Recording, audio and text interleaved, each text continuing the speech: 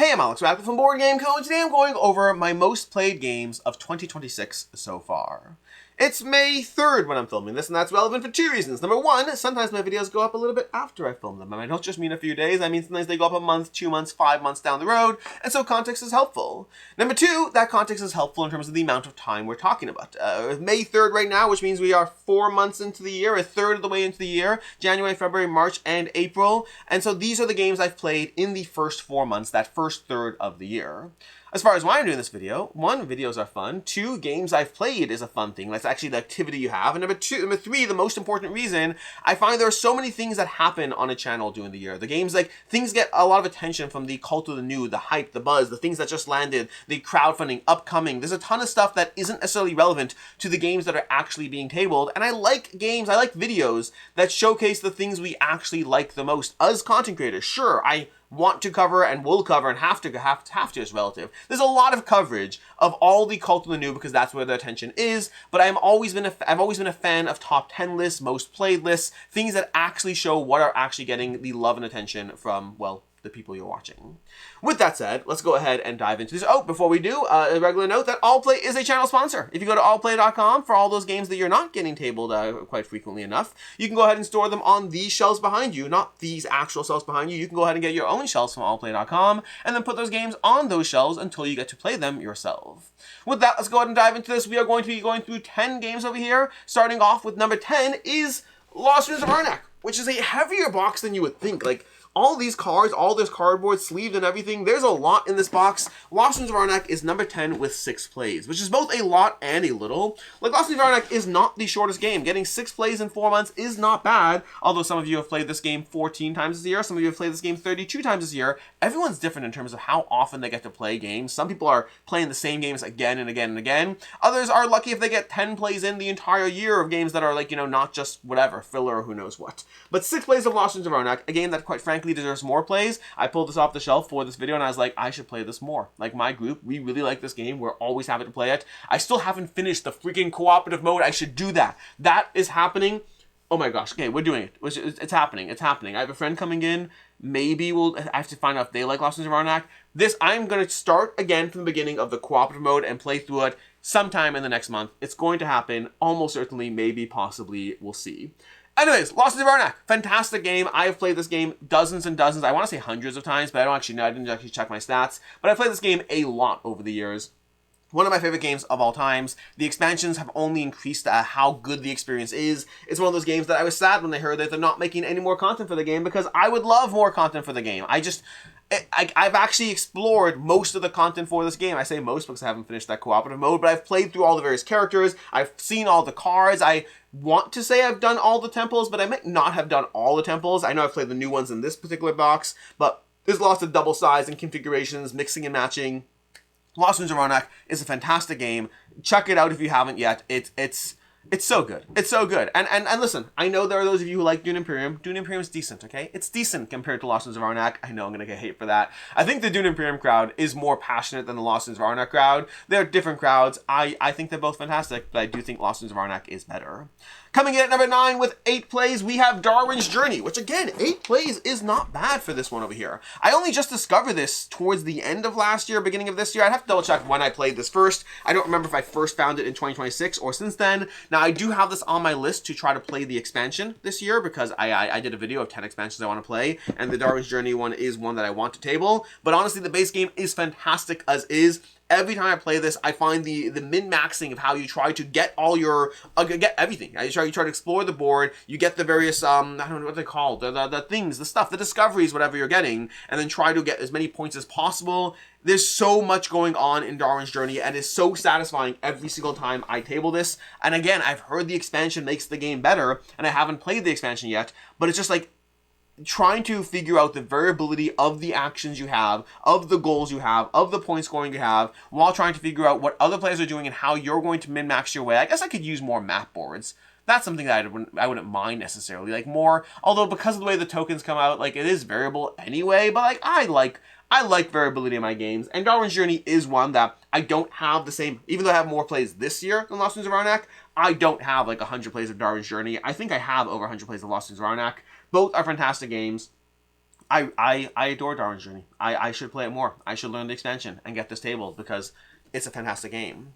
Coming in number 8 is our first lighter game. I should note, by the way, these videos generally, when I cover games I've played the most, generally they do tilt towards lighter, shorter experiences. In fact, these two are going to be like the heaviest Euros we have today because, well, it's easier to play games that are not quite so brain-burnery more often, especially in only a 4-month period. But coming in at number 8, we have So Clover with 9 plays. So Clover is so good. I love So Clover. This has been one of my go-to fillers for myself and my group for the past, I want to say, 4 years at this point. It is, like, my group has gone through phases. My groups have gone through phases in terms of who my group is, but my groups in general have gone through phases as far as which games are the filler that gets pulled out. I remember a time when, Cockroach Poker Royale would be the most pulled out game. I remember the time when Skull would be the most pulled out game, when Coup would be the most pulled out game. There are always games that have taken their turn as far as what do you pull out when it's the end of the night or you're between games, you have a few minutes, what do you want to table? So Clover has been that game for so long. Granted, with sprinklings of plays from Alibis. Alibis is a solid game that has also gone in the mix, but So Clover, Ghost Galore has become one of our,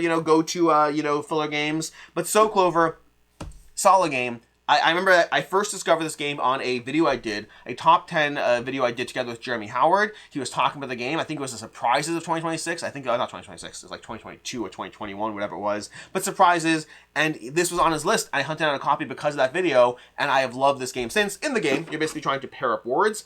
It's satisfying. It's a puzzle. You're trying to constantly combine them. I love how you can play this in a single round for like 7 minutes, or you can play it straight for 45 minutes straight, just going through round after round.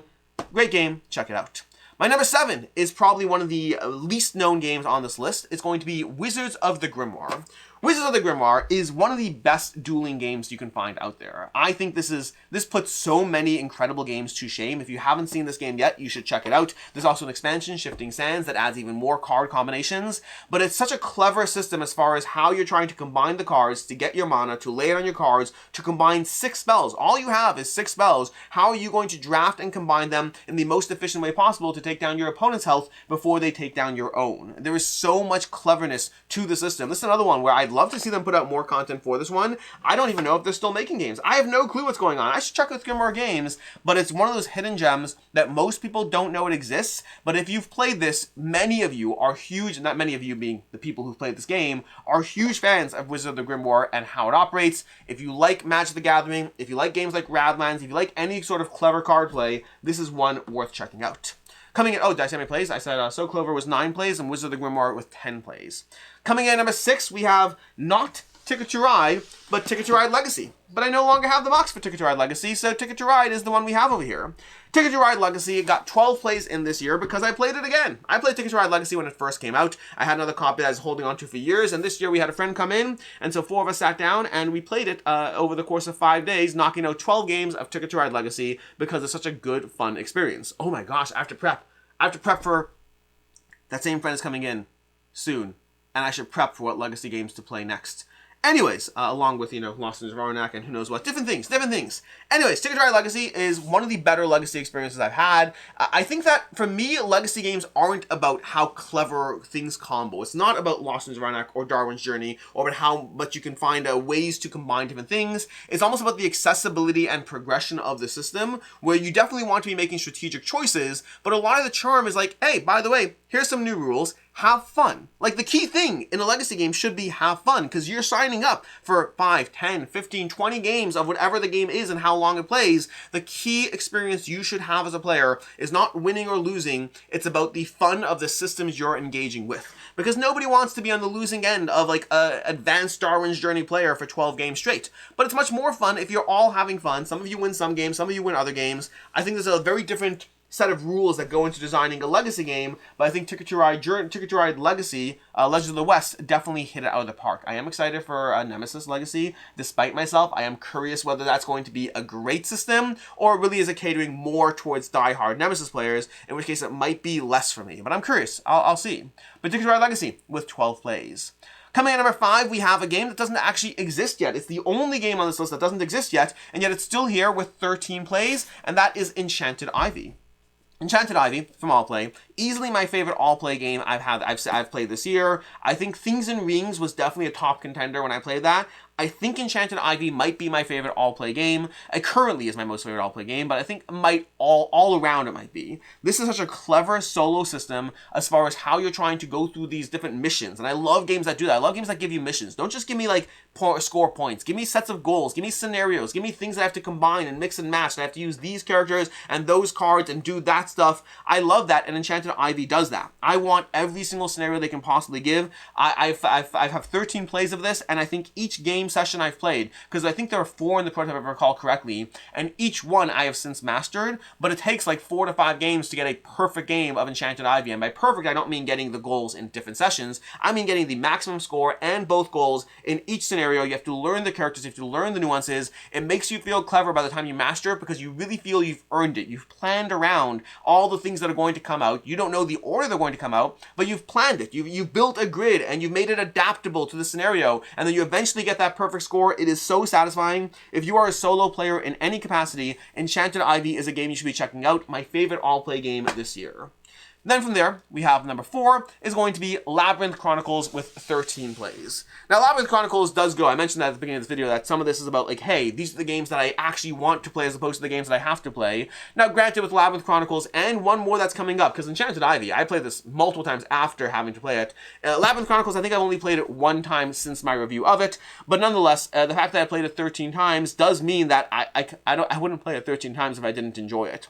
It is very much on the lighter side, to be very clear. Definitely set your expectations. This is Labyrinth. It is built on the Labyrinth system. I'm specifically playing the Legacy version that gives you a degree of progressive unlocks to it, and it very much is on the lighter side, but also it's fast. It plays in like 30 to 45 minutes. It's just you go around, you collect your stuff, you have to do a little bit of planning, a little bit of min-maxing.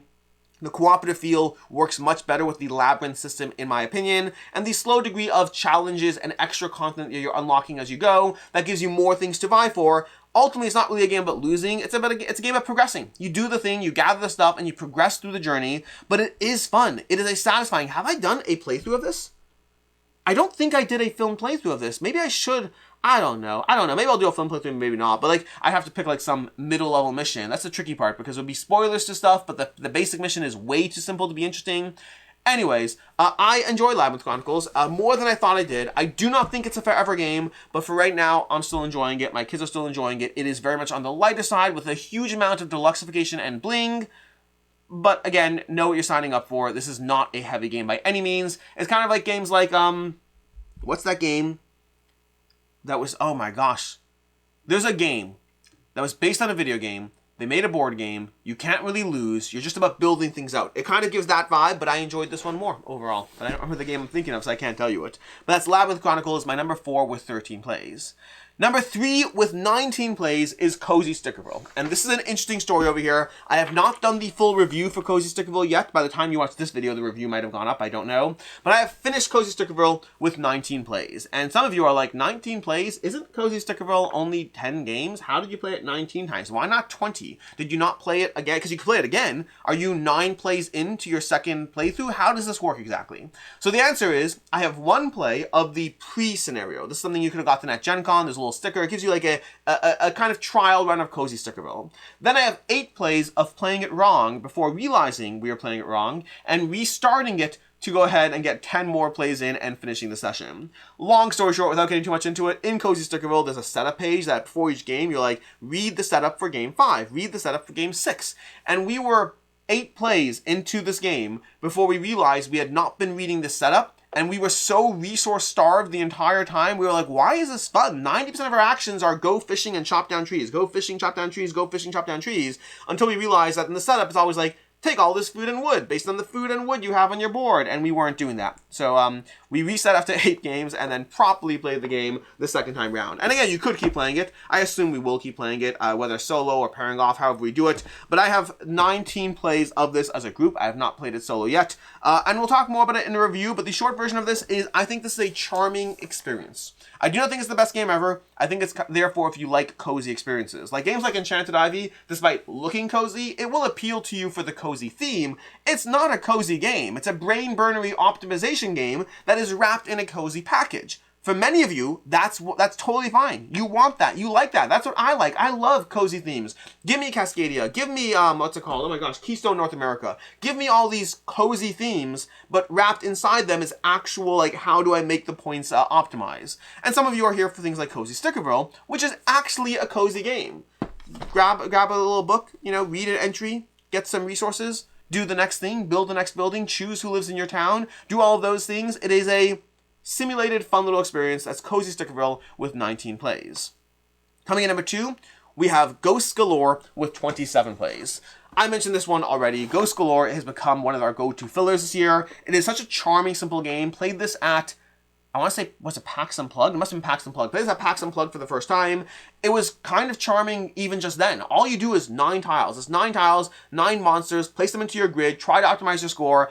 I like this game so much. In fact, you haven't seen the review of this yet because I filmed the review, but then the problem is in the review I mentioned that I was working on a solo mode for it, and I haven't finished the solo mode totally, so I kind of held off on the review. I really need to finish the solo mode for this. I developed a solo mode as to how this plays, and I've been building out, because I mentioned this already, I like scenarios. Give me specific criteria, specific restrictions. I've been doing that for this game, so you can play Cozy Stickerville, not Cozy Stickerville, so you can play Ghost Galore solo with the little scenario pack I've been putting together. I need to go ahead and do it, even if I just do 10 scenarios. I shouldn't drive myself crazy. I'm going to do 10 scenarios, finish it off, play test the rest of them. I think I have like 6 right now, and then release it, because if you want to play it solo, I think it's very doable, and I enjoy this game that I've played it a bunch solo. But overall, Ghost Galore, charming, cutthroat, mean. I like this a lot. You could play it on Board Game Arena. In fact, a lot of these you can play on Board Game Arena. I think Darwin's Journey, Lost Sins of Arnak, Wizard of the Grimoire, and then Ghost Galore. You can play on Board Game Arena. Some of these games are accessible on Board Game Arena. That said, my first plays of Ghost Galore were definitely in person, and I never know some games I've played in person, then I play it on BGA,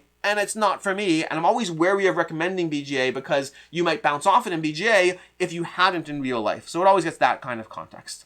And then number 1, my most played game so far this year is Zenith. Zenith over here with 31 plays, one of my favorite 2-player games, an absolute cutthroat experience as far as the cards you're playing down. I adore this game. I think I gave this a 5 out of 5. I gave Enchanted Ivy, and this one, and Ticket to Ride, and Darwin's Journey, and Lost in Arnak. Honestly, there's a lot of 5 out of 5 games here, which makes sense. I mean, they are the games I'm playing the most. They certainly deserve it.